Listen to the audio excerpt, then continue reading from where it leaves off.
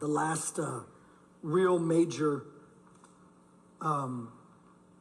panic, I guess, attack or anxiety attack, whichever it was, happened to me in 2020.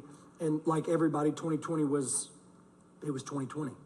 And I remember I was in Northern Virginia, actually visiting my dad. And I sat in on some meeting at the church my dad built. And I'm just sitting there. And as I'm sitting there listening, and I have nothing to do there.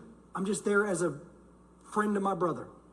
And they're talking, and sitting in that meeting, my heart starts going crazy.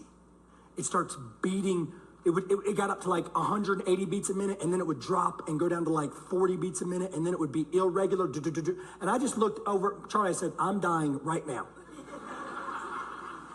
I've actually had one panic attack in my life. Like, it happened back in 2011 while I was on a trip to Australia, and I felt like a 600-pound man sat on my chest. My heart rate went up to 200 beats a minute, and I thought I was within seconds of saying goodbye to this world. And I went to a hospital, and they couldn't, Mark Pettis was with me, he was traveling with me over there, and for about 8 hours, they tried to treat me, and they couldn't get my heart rate to come down. I did. I told him, I said, I'm going to die right now. So when I go, please, you swear you're going to take care of Crystal and the kids. You better don't take care of the church. And I just told him, I was at peace. I was like, this is it. A perfect year to go, 2020. And I thought, I actually told the paramedic to tell Tammy goodbye. I was telling them what to say. I feel like I have seconds to live. And so anyway, long story short, they couldn't figure out what's going on. It all kind of came down. I went and did the pastor's conference, and then we got home. Finally, the doctor came back in and said, hey, Josh, you're okay, but I've got good news and I've got bad news.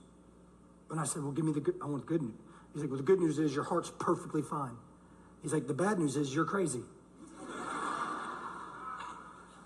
All done. Now you're in the consultation room after it's all over. And he looked at me, and remember, he's a member of our church, so he could talk to me like this. He said, well, I got good news and bad news.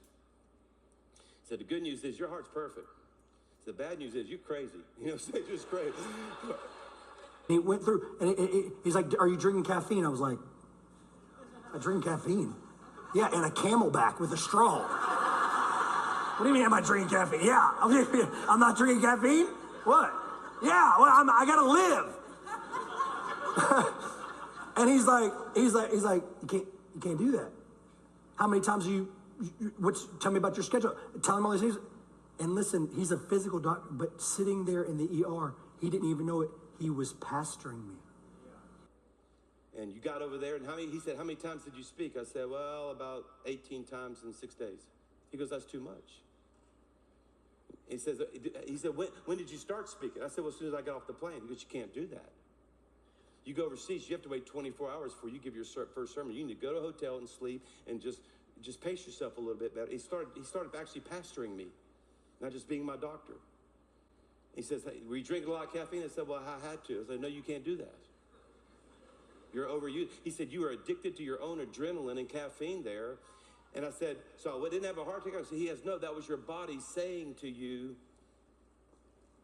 you need to listen. And there's some of you, he and your body's trying to tell you something, and you should not harden your hearts. He was saying, listen, your body is telling you stuff, and you have to. You cannot harden your heart.